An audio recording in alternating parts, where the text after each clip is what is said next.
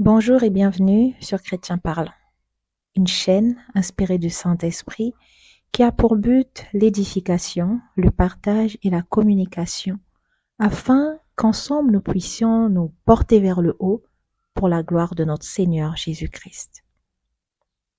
Aujourd'hui, je veux aborder avec vous un sujet qui m'a longtemps travaillé et qui me travaille toujours d'ailleurs. C'est celui de la peur, plus particulièrement de la peur d'oser. Ce sujet m'est venu en tête parce qu'autour de moi, je remarque que la plupart des chrétiens que nous sommes, des jeunes chrétiens, nous avons fait de la peur une seconde nature. Nous nous cachons derrière nos peurs ou alors une sorte de timidité pour nous dédouaner du fait de ne pas tout le temps faire la volonté de Dieu ou alors de ne pas rentrer pleinement dans notre appel. Et ça devient de plus en plus grave parce qu'on n'en parle pas souvent. Et aujourd'hui, je veux que nous puissions en parler ensemble. Je vais m'appuyer sur un verset biblique. Nous allons lire dans 2 Timothée 1 au verset 7. La Bible nous dit « Car ce n'est pas un esprit de timidité que Dieu nous a donné, mais un esprit de force, d'amour et de sagesse. » Par ce verset, tout est clair. On comprend que le Seigneur nous a donné un esprit de force. Ce n'est pas un esprit de timidité qui vient en nous. Nous devons par conséquent faire preuve de force dans tout ce que nous entreprenions. Nous devons par conséquent toujours faire preuve de sagesse, nous devons être aptes à tout moment de nous sortir de la peur qui parfois veut prendre le dessus sur ce que nous pensons, ce que nous voulons faire. Et aussi, quelque part, j'ai lu « Ayez le courage d'être vous-même car les autres sont déjà pris ».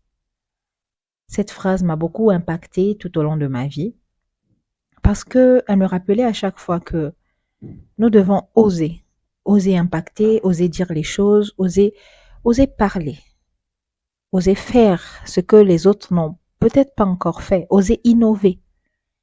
Parce qu'en tant qu'enfants de Dieu, nous avons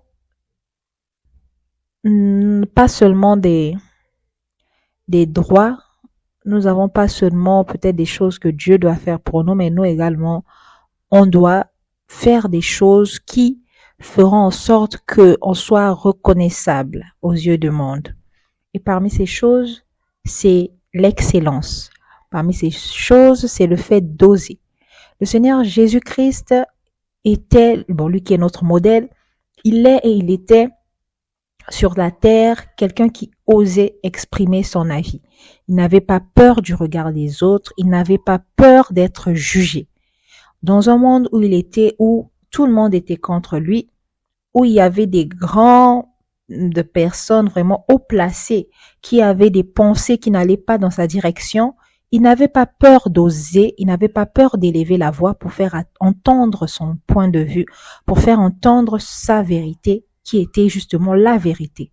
Et nous, en tant que chrétiens, je remarque qu'on est jeune, on a de la force, on a des ambitions, on a de la connaissance, on a plein de choses, mais on se cache encore derrière la peur. Je ne sais pas, on a peur de quoi. Je ne sais pas qu'est-ce qu'on attend, alors qu'on voit bien où est-ce que le monde est en train d'aller. On voit bien que il y a plusieurs choses, on n'est pas d'accord avec ce qui se passe, mais on a peur, on se cache. Qu'est-ce qu'on attend? Je ne sais pas. Et ça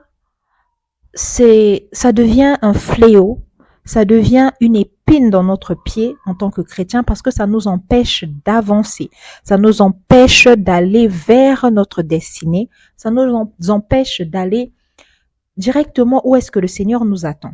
Parce que le Seigneur nous attend quelque part et il nous laisse sur le chemin, il nous dit, prends cette direction et je serai au bout.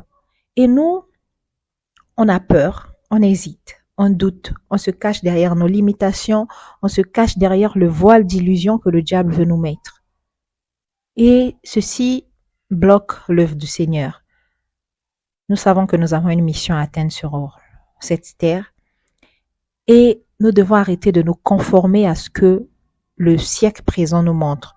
Nous devons arrêter de nous conformer peut-être à certaines pensées, à certains métiers. Nous avons plein de choses à apporter et je trouve que c'est de notre responsabilité en tant qu'enfant de Dieu de faire tout pour l'œuvre du Seigneur. Et faire tout, quand je parle de tout faire, c'est également prendre la décision de délaisser ses peurs, prendre la décision de guérir, prendre la décision d'oublier tout ce qui nous bloque et de faire réellement la volonté de Dieu. Parce que je sais que le Seigneur a mis en nous quelque chose que nous devons valoriser, quelque chose qui peut impacter le monde, quelque chose qui peut changer une vie. Et nous devons juste accepter et valoriser cette chose-là au lieu de nous conformer à ce que le monde considère comme étant normal. Mes frères et sœurs, je vous invite à réellement oser croire en vous et délaisser la peur, cette peur-là, cette peur d'oser, cette peur d'oser dévoiler son identité. Certaines personnes, même au milieu de vous, on ne sait pas que vous êtes chrétien. Certaines personnes à l'école, au boulot ou je ne sais où, on ne sait pas que vous êtes chrétien parce que vous avez peur d'oser élever la voix pour parler. Un chrétien n'a pas peur, un chrétien ne se cache pas, un chrétien ne rase pas les murs, un chrétien est un leader, un chrétien est représentant de Jésus-Christ sur cette terre. Et des fois, je me demande, qu'est-ce que Jésus ferait à ma place? Et dans la plupart des cas, je sais que ce n'est pas du tout ce que je fais maintenant qu'il ferait. Mais ce qui est bien, c'est qu'on a sa grâce. On peut encore faire les choses différemment. Alors je vous exhorte, mes frères et sœurs qui m'écoutez en ce moment, osez. N'ayez pas peur de faire la volonté de Dieu. Osez, tout simplement. Merci beaucoup de m'avoir écouté et à bientôt.